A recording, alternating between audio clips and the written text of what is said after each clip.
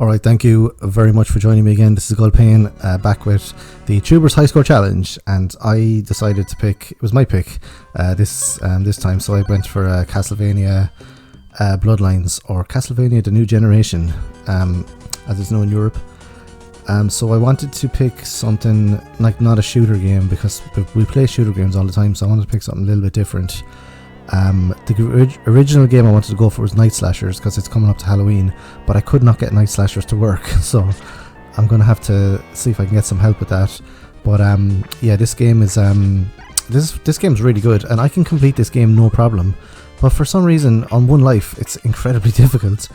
I normally go for John Morris, but I went for Eric this time. I seem to be able to get farther with Eric than John on One Life.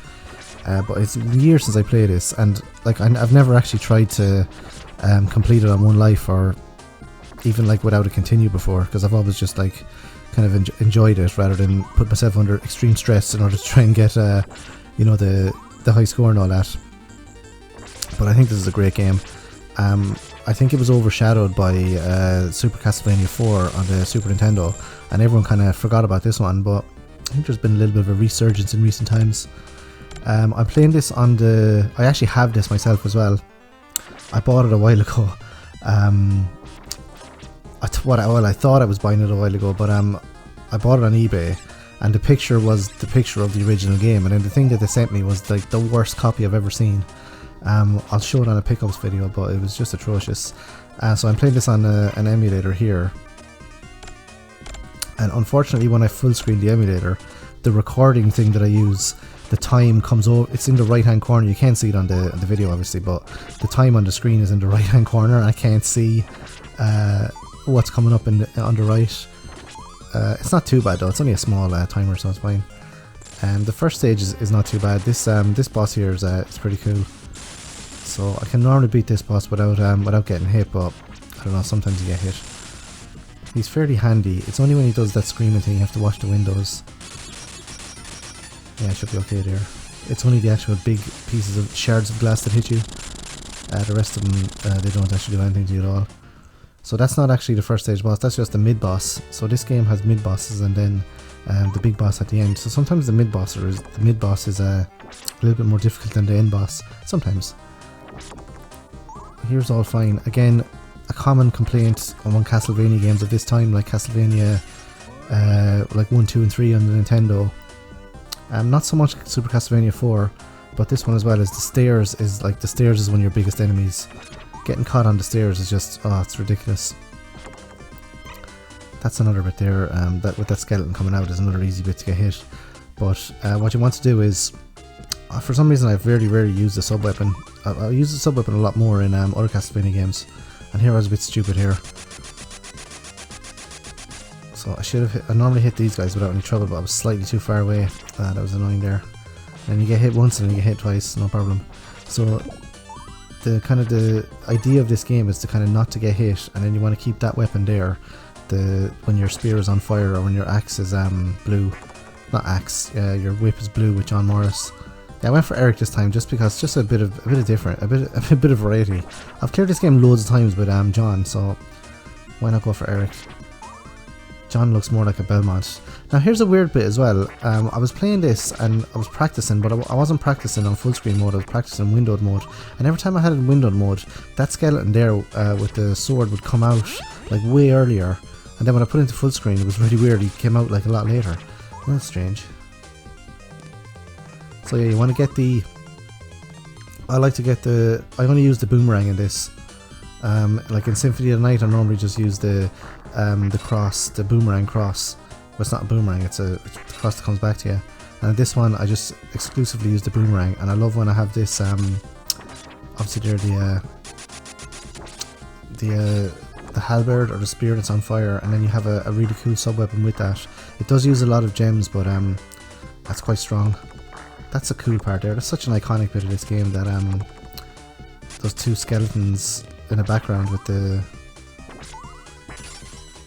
what do you call it, the pendulum going back and forward. It's such an iconic part of this game. And we're coming up here. This is a cool bit as well. They did a lot of cool things in this game, like at the very start. you know, what's the point of that? Like, there's no point there at all. Like, so I think they were probably trying to compete with Super Castlevania 4 with all of the sort of the graphical things that they did. You know, with the swinging around with the whip and different stuff like that. So coming up to the first boss here. First boss isn't actually too bad.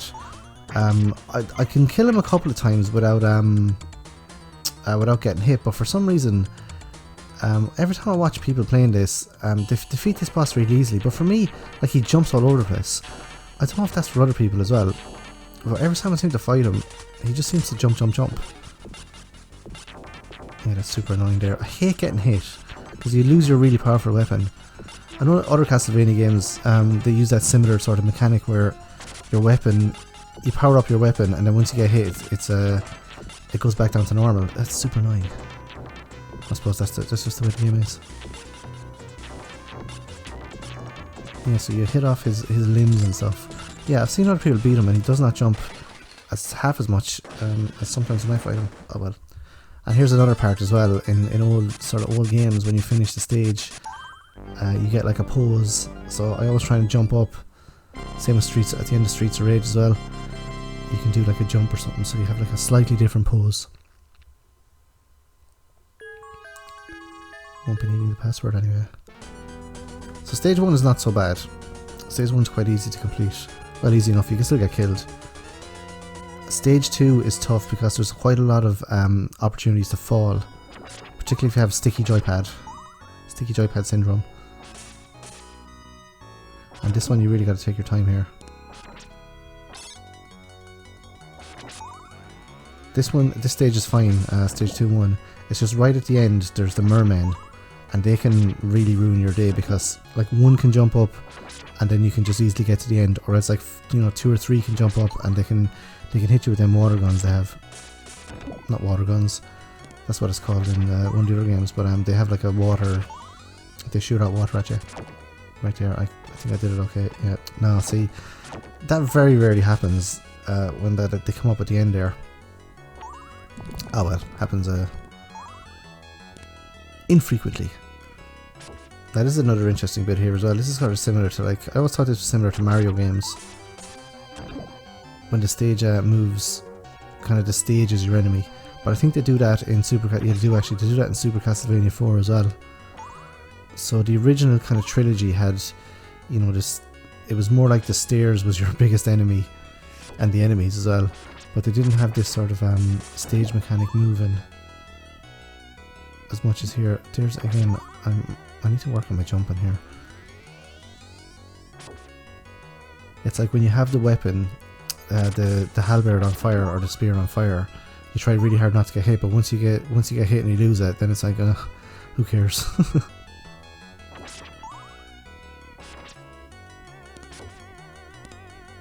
The jumping is very good in this, the platforming, I have to say. I'm trying to use my sub weapon a little bit more as well, because I finished the stage like with loads and loads of gems. I know you get points and all that, but you might as well use them. This guy's a super easy boss. I suppose easy if you know how.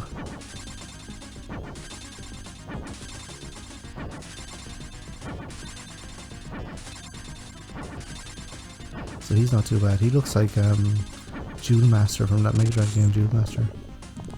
And up here is the second hardest enemy in the game. Well, after the stairs, the second most inconvenient enemy is these things here. These hit you so easily. You have to be so careful with them, because they will ruin your day. I'd rather just lose 8 gems rather than get hit by those things. These bosses here as well, again, it seems to be random the way their pattern is, because they jump all over the place, and sometimes they jump right next to you, so it's easy. It's either really, really easy, or else they just destroy you. So that was not too bad. This guy here then, I think I got lucky here. He didn't have he had the pattern, but sometimes they just do a random pattern, so he wasn't too bad. I was waiting for him to jump there. Yeah, he was fine. And then this next bit here, I was trying like starting from the start, and then I wasn't continuing. I was just starting from the start again, so I kept resetting.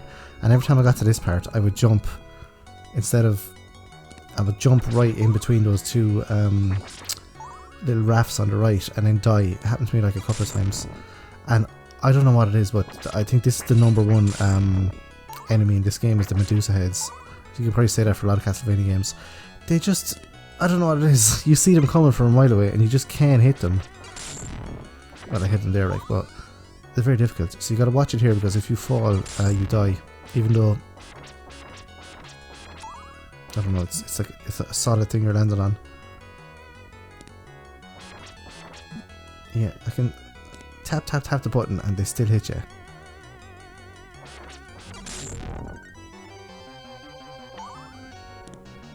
I'm losing way too much life here as well. That was disappointing. A disappointing section of the game here for myself. But up above is even more disappointing what happened. I think it would have been okay if I hadn't messed it up right here, and then I just couldn't go back and try it again. I was just sick of it. Like I said, I love this game, but I don't like playing it like with just one life. I suppose that's a challenge for a high score. This bit here, I was such an idiot up here. This is really cool as well. Like, you don't see this a lot in games where you sort of have to interact with the environment as much as here. A lot of little bits which make this game really cool. Again, I've gone too far away from them.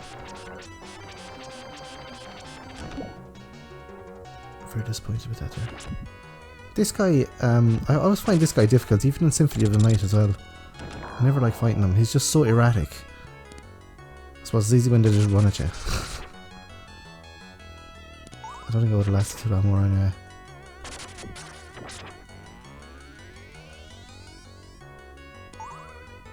See, I got right the sweet spot there. I should have done that with the other ones. It was disappointing.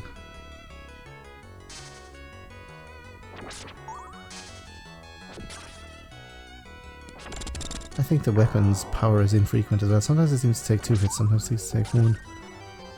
Maybe I just have the built up weapon.